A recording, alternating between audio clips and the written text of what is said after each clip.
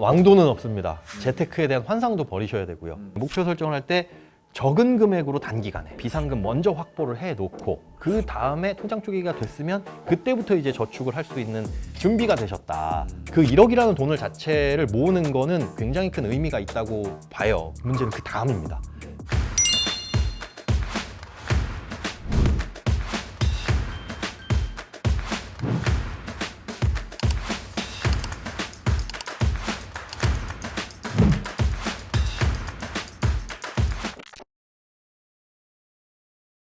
뭐 이제부터 돈을 좀 모아보아야 되겠다 이렇게 각오하신 분들 무엇부터 시작하면 될까요? 일단 돈을 관리할 수 있는 시스템부터 만들어야 되는데 그거에 이제 가장 기본적인 게 통장 쪼개기라고 생각이 돼요.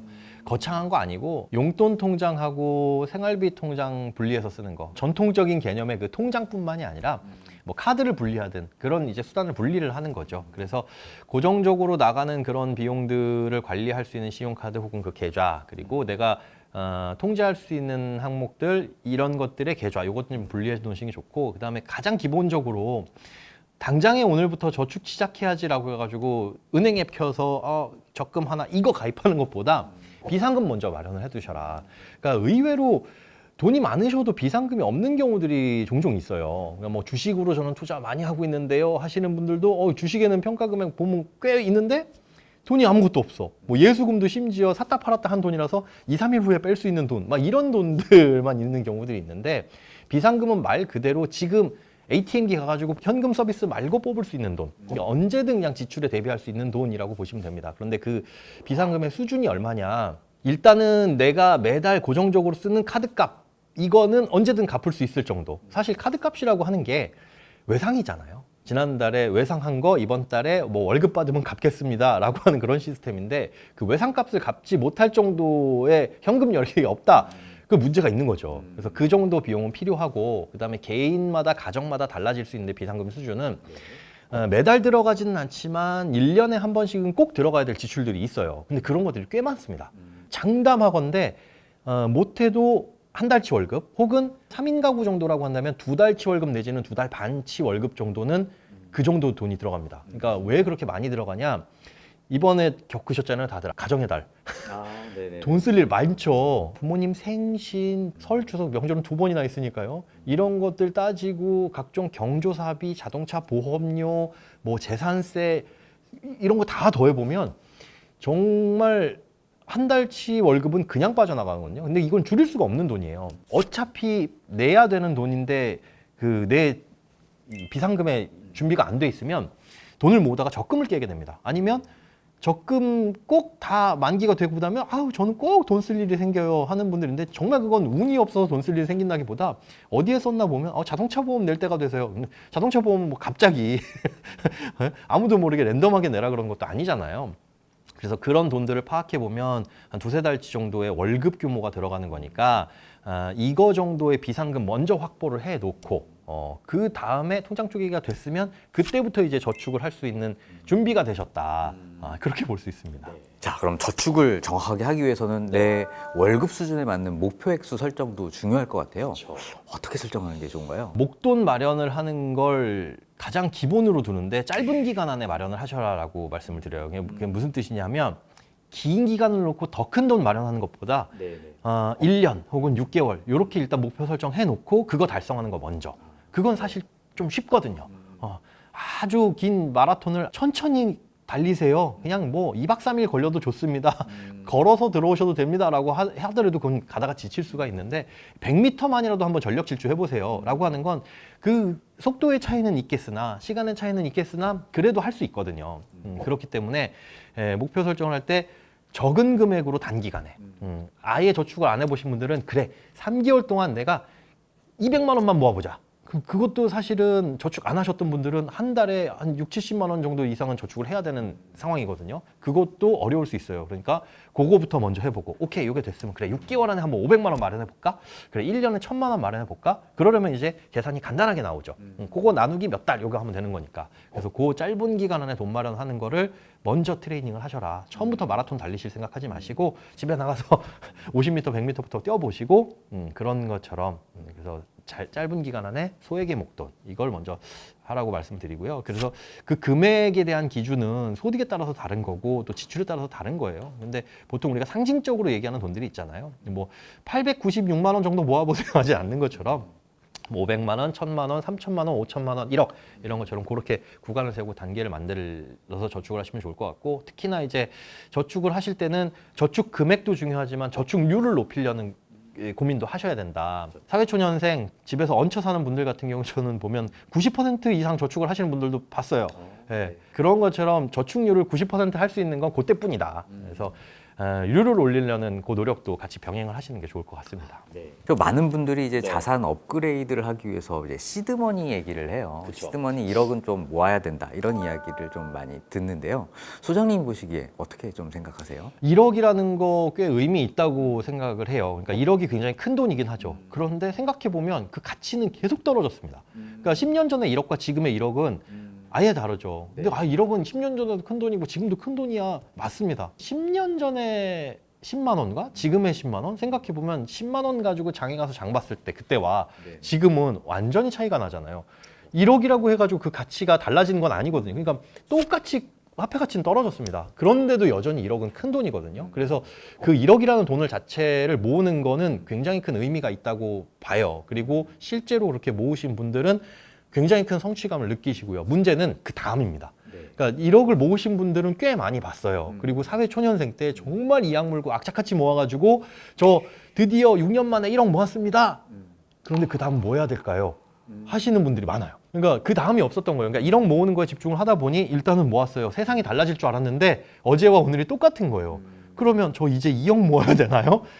네, 그럼 2억 모으면 뭐가 달라지느냐? 똑같습니다. 근데 1억을 왜 모으는지 일단 처음에 말씀드린 그 굉장히 큰 돈이라는 의미 있는 돈이기 때문에 그 성취감도 있을 것이고 두 번째는 1억을 모으게 되면 그래도 할 수 있는 금융상품이라든가 투자들이 굉장히 다양해지죠. 내가 아무리 부동산 주택에 관심이 많고 한다고 하더라도 100만 원 가지고 살 수 있는 주택들은 없잖아요. 그런데 이제 1억을 가지고 할 수 있는 것들은 그 대상도 많아지고 눈높이를 또 낮추게 되면 여러 채를 살 수도 있는 상황이 올 수도 있는 거고요. 그래서 1억을 모으게 됐을 때 말 그대로 1억은 뭐 좀 큰 시드머니인 거고 그걸 모아놓고 나서 그 시드를 활용해서 어떻게 굴릴 것이냐를 모으는 과정에서 계속 생각을 해야 된다. 그래야 지치지도 않아요. 이 돈을 모으게 되면 5억짜리 집을 사는데 80% 대출받아서 이 1억은 내 돈 들어가는 거에 쓸 거야. 목표는 5년 동안 모으기로 했는데 4년 반 만에 모으면 내가 집을 4년 반 만에 살 수 있어. 그래서 그걸 활용해서 무엇을 할 거야 라는 걸 계속 고민을 하고 모아야지 그 다음이 있지. 안 그러면 모아놓고 나서 소위 말하는 현타가 와버립니다.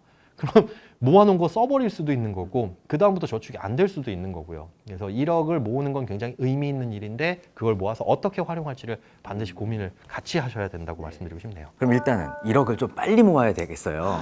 노하우가 좀 있을까요? 왕도는 없습니다. 재테크에 대한 환상도 버리셔야 되고요. 결국 똑같거든요. 사람이 계산하는 거. 야, 1억을 내가 모으려면 한 달에 월급을 이만큼 받아서 한 달에 100만 원씩 저축할 수 있네? 100만 원씩 저축하면 100개월이 걸리잖아. 야, 이거 어떻게 해? 100개월이면 몇 년 동안 모아야 겨우 1억 모으는 건데 그 사이에 집값은 다 올라버리고 이거 어떡하지? 그러면 이제 생각하는 게 뭐냐? 100만 원 저축을 더 많이 늘릴 수는 없다고 생각을 하니까 수익률에서 접근을 해요. 그러면 수익률 높은 게 어디 적금이 좋냐 이거 따져보는데 사실은 그 금리 차이에서 오는 거는 크게 없거든요. 아무리 모아봐야 거기에서 오는 건 뭐 나중에 가서 뭐 몇십만 원, 몇만 원 차이요. 그러면 이제 눈 돌리는 게 해서는 안 될 투자들. 코인으로 대박을 노린다든가 뭐 주식으로 대박을 노린다든가 물론 공부를 해가지고 그쪽에 정말 투자다운 투자를 하면 모르겠는데 정말 일확천금을 노리고 하루에 몇십 % 수익률 나는 거 찾아가지고 돈을 넣는 말이 투자지 실제로는 투기에 가까운 이런 것들을 하는 거는 정말 안 좋은 습관인 거고 가능할 수도 없고요. 그래서 왕도는 없다고 생각을 하시고 다만 정도를 걸으시면 지치지는 않고 반드시 달성은 할 수 있을 것이다 라고 말씀을 드리는 게 마라톤처럼 그렇게 1억을 처음 목표로 세우진 마셔라.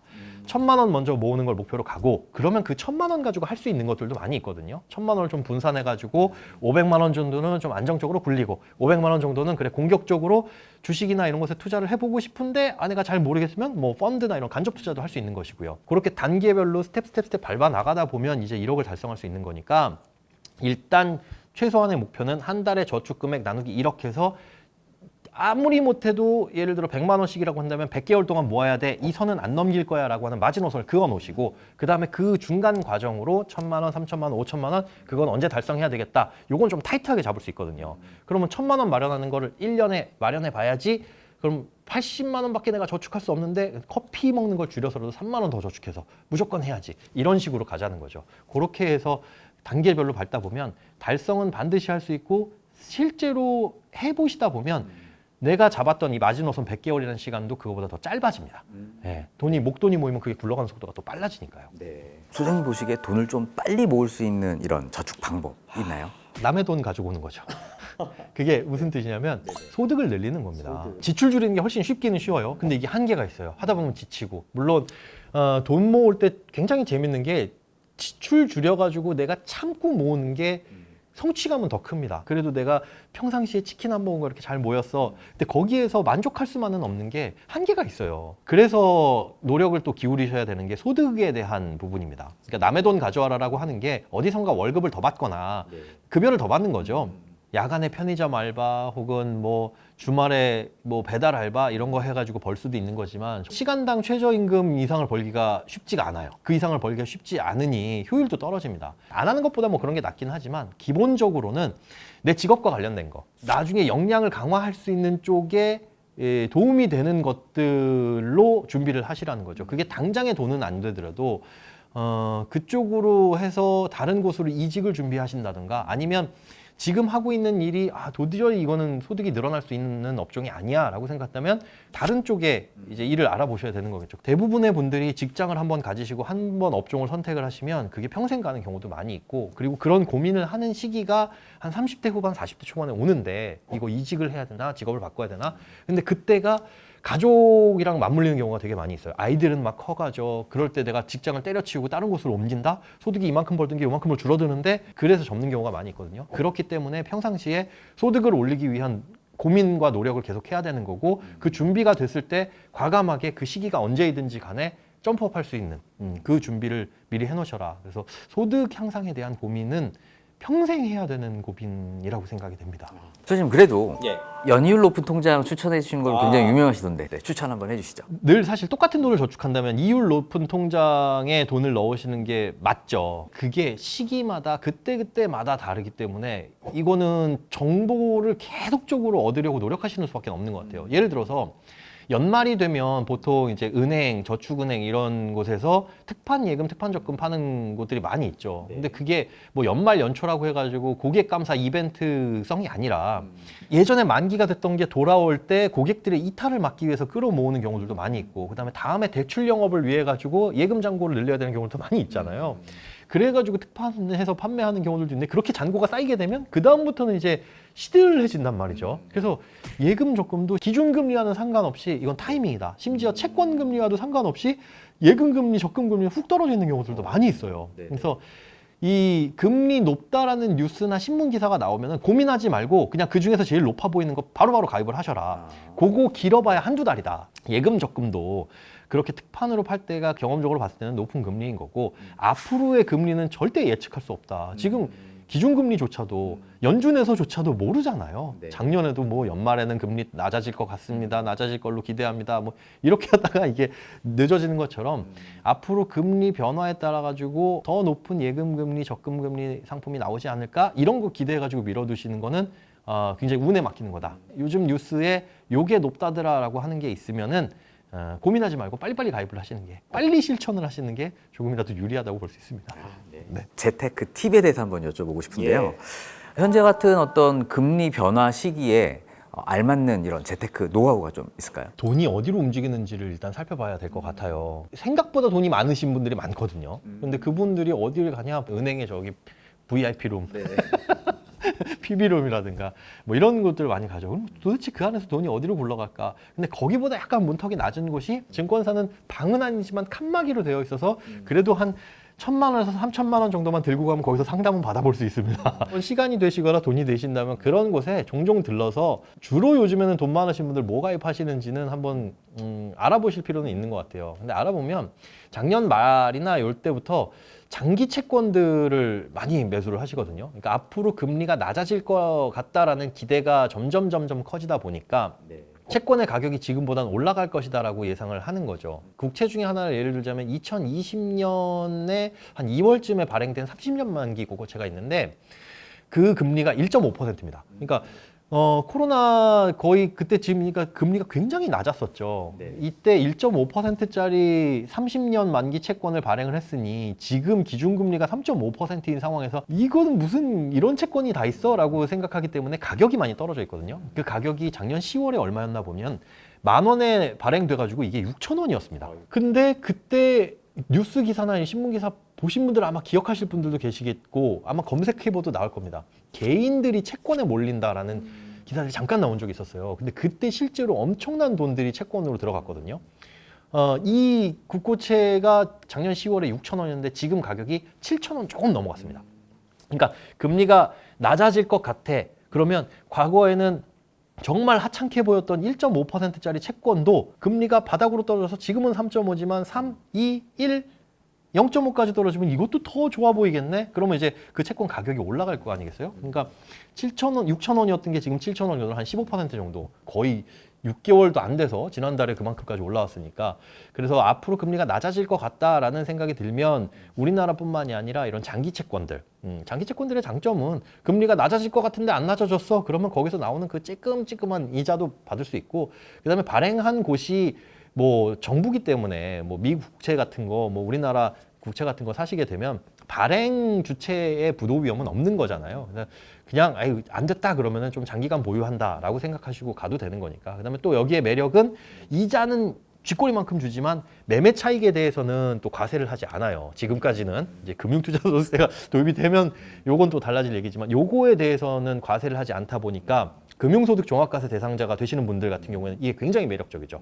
수익률로 따져보면 연한상 수익률 꽤 높아지는데 내가 내야 될 과세 대상 이자를 보면 상당히 낮아진 그러니까 그런 것들도 부자들이 이런 상품들을 이용하는 이유 중에 하나가 아닐까. 그럼 부자들이 돈이 몰려가는 곳이 어딘가를 좀 쫓아가다 보면 나도 거기에 숟가락을 얹을 수 있으니까 그런 것들에 대한 정보들은 꾸준하게 쫓아다니시는 게 좋을 것 같습니다. 엔화 얘기도 한번 여쭤보고 싶어요. 지금 뭐 지난 3월 일본이 이제 17년 만에 이제 금리 인상을 해서 드디어 이제 마이너스 금리에서 정상 금리로 돌아왔는데요. 오히려 엔화는 약세더라고요. 슈퍼 엔저 현상 언제까지 좀 갈 거라고? 글쎄요. 일단 환율이라든가 이런 것들에 대한 전망 자체가 굉장히 뭐 무의미하기는 해요. 어떻게 어떤 일이 벌어질지 모르는 기 때문에. 근데 단순히 이제 엔화 문제뿐만이 아니라 달러가 너무 강세를 보이다 보니까 일본이 금리를 올렸음에도 불구하고 훨씬 더 높은 가격으로 달러가 치솟으니 사실은 환율이라는 게 상대적인 통화 가치잖아요. 그러다 보니까 지금 엔저가 계속 이어지고 있는데 환율 전망을 한다는 것 자체가 굉장히 무의미한 게 저도 야, 이 정도 가격이면 환율 많이 떨어졌다. 나중에 언젠가는 일본 여행 한 번쯤은 가볼 수가 있을 것 같으니까 웹상으로 환전해 놓자 해가지고 지금 그때로부터 마이너스 3% 정도입니다. 그러니까 이 정도는 충분히 떨어졌어라고 생각하던 게 과거에 생각하던 가격을 생각해가지고 하다 보면 착시가 생길 수 있다는 거죠. 그래서 앞으로 그러면 이게 엔화가 어떻게 될 것이냐. 지금은 나오고 있는 근거들을 보면 뭐 조만간 엔화는 오르지 않을까라고 생각이 되는 게 이제 금리 인상을 일본이 예고는 하기는 했어요. 뭐 7월 빠르면 7월 정도에 한 번 정도 더 올릴 수 있다. 왜냐하면 자국의 환율이 낮다는 건 수출하는 측면에서는 아주 이득인 거죠. 그런데 그렇게 자국의 환율이 낮아서 자국의 환율 가치가 떨어지게 되면 국내에 거주하시는 거주자들은 안 좋습니다. 일본 같은 경우에는 진짜 물가가 몇십 년에 걸쳐서 변함없을 정도로 안 올랐는데 이게 갑자기 충격으로 다가오는 거죠. 국민들 입장에선 충격임과 고통과 동시에 불만으로 터질 수밖에 없는 겁니다. 그러면 이제 일본 정부에서도 할 수 있는 것들이 야, 요 정도면 그동안 장기적으로 침체돼 있던 주식시장도 어느 정도 살려놨어. 그래, 이 정도면 그렇게 끌어올리려고 했던 물가도 슬슬 올라가는 것 같아. 여기서 살짝 금리 올린다고 하더라도 여기에 찬물을 끼얹은 건 아닐 것 같다라는 판단이 들면 슬슬 이제 금리를 올릴 것이고 금리가 올라간다는 거는 사실상 돈의 가치가 올라간다는 거니까 그렇게 되면 엔화 환율은 오를 수가 있겠죠. 다만 금리를 올렸음에도 불구하고 달러가 크게 강세를 보이거나 다른 나라 통화가 강세를 보이게 되면 거기서 반드시 그만큼 올린 만큼 쫓아서 올라갈 거는 아니다. 일본이 금리를 7월에 올린다고 했으니까 지금 엔화를 사두면 엔화에 투자하면 그만큼 환차익을 얻을 수 있겠구나라고 하는 걸 공식처럼 머리에 박아두시면 안 된다는 건 미리 말씀을 드리고 싶습니다. 자, 그래서 엔화 쌀 때 사신 분들, 엔화 네. 투자하신 분들 좀 많은데요. 이런 어떤 투자 전략을 좀 바꿔야 되나요? 아니면 기존에 하셨던 분들은 유지를 하시는 게 좋을 것 같고 그렇기 때문에 리스크 해지 하셨던 분들도 계실 거예요. 저도 이제 엔화 투자를 한 게 일본 여행을 가려고 바꿔놓은 환전해 놓은 거는 이제 소액이고 그다음에 일본 주식시장에 엔화로 바꿔가지고 투자를 하긴 했거든요. 그런데 이제 그 가격이 오르긴 했는데 엔화 가치가 떨어지다 보니까 이게 상쇄가 되더라고요. 그래서 엔화를 투자를 한다라고 했을 때 엔화 가치가 내가 생각보다 더 떨어졌을 때 그걸 해지할 수 있는 그러면 그만큼 가격이 올라줄 수 있는 건 뭔지 그런 것들을 생각해가지고 단순히 엔화로 바꿔놓는 건 엔화 가격이 예상대로 안 가버리면 손해가 발생할 수 있으니까 엔화로 바꿨을 때 이걸 해지할 수 있는 건 뭐냐 예를 들어 채권 ETF에 투자를 한다거나 일본 주시장에 상장되어 있는 뭐 그런 식으로 한 번 더 꼬아가지고 하게 되면 생각했던 거와 반대로 갔을 때의 리스크도 좀 해결할 수 있지 않을까 생각이 됩니다. 코인이나 주식 투자 좀 어떻게 생각하시는지 그리고 주의해야 할 점은 뭔지 한번 여쭤보고 싶습니다. 저는 코인은 실제로 안 하고 있거든요. 그러니까 이 코인이라는 게 개인적으로는 굉장히 안 좋게 보였었습니다. 과거형이에요. 왜냐하면 가상화폐라는 말로 처음에 출발을 했죠. 그러니까 화폐를 대신할 수 있다. 디지털 화폐. 이 중앙은행으로부터 벗어난, 어디 정부로부터 벗어난 화폐가 필요하다. 그것이 가상화폐 비트코인이다라고 얘기했는데 사실 화폐의 기능은 우리가 무언가를 교환하는 그 수단도 되지만 쉽게 예를 들어서 금리를 낮추고 높이고 하는 것도 혹은 통화량을 조정을 하는 것도 그런 역할이 있어야 경기가 뜨겁게 달아올랐을 때 식힐 수 있는 기능이 될 수도 있는 거고요. 그러면 누군가 중앙에서 통제를 해야 그게 화폐의 기능을 할 수가 있는 거거든요. 근데 중앙에서 통제하지 않는 화폐가 있다? 그럼 그건 화폐가 아닌데 이게 무슨 소리야? 이건 그래서 초기에 생각했던 게 뭐 튤립 구근 이런 얘기들 많이 나왔었죠. 근데 지금은 화폐라는 얘기는 아무도 안 하는 것 같아요. 가상 자산, 가치 저장 수단이라고 하잖아요. 디지털 금. 그러면 이제 얘기는 좀 달라졌다라고 생각이 됩니다. 제가 보기엔 한낱 종이 쪼가리에 불과하지만 포켓몬 카드, 유희왕 카드도 몇백만 원, 몇천만 원에 달하는 카드도 있는 것처럼 심지어 이거는 전 세계적으로 통용되는 가치 저장 수단이라는 게 이제 인식에 박혔으니 과거에 전통적으로 가치를 저장했던 금 같은 경우 혹은 뭐 채권이나 그런 증권 같은 경우에 거기에서 발생할 수 있는 문제점이나 불편한 점들을 코인으로서 해결할 수 있는 것들이 많이 있더라고요. 뭐 거래 비용이라든가 편의성 이런 것들 따져보면 확실히 조금 더 무언가 보완하게 되거나 일반화되게 되면 이거에 대한 수요는 더 많아지게 될 거고 그럴 수밖에 없을 것 같은 환경이 이제 오는 것 같아요.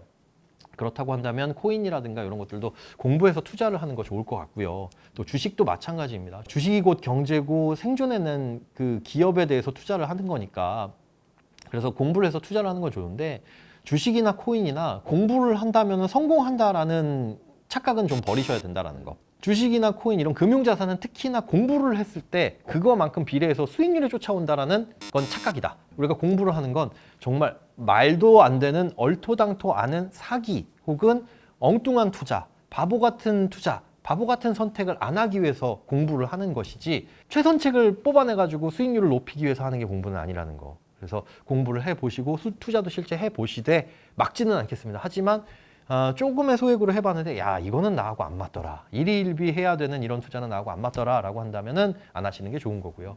본인의 투자 성향에 맞춰가지고 공부해서 난 이런 쪽이 좀 더 맞더라 라고 한다면 그렇게 해서 자산을 불리셔서 시드를 모아 나가시는 것도 저는 의미 있다고 봅니다. 대출 최대한 받아서 집 사세요 라고 말씀을 드리거든요. 집은 무조건 있어야 된다고 생각을 해요. 문제는 이제 경제적인 독립이 늦어지는 경우입니다. 자녀에 대한 지원은 너무 많이 하지 마셔라. 그거 자체로 굉장히 큰 노후 대비라고 봅니다.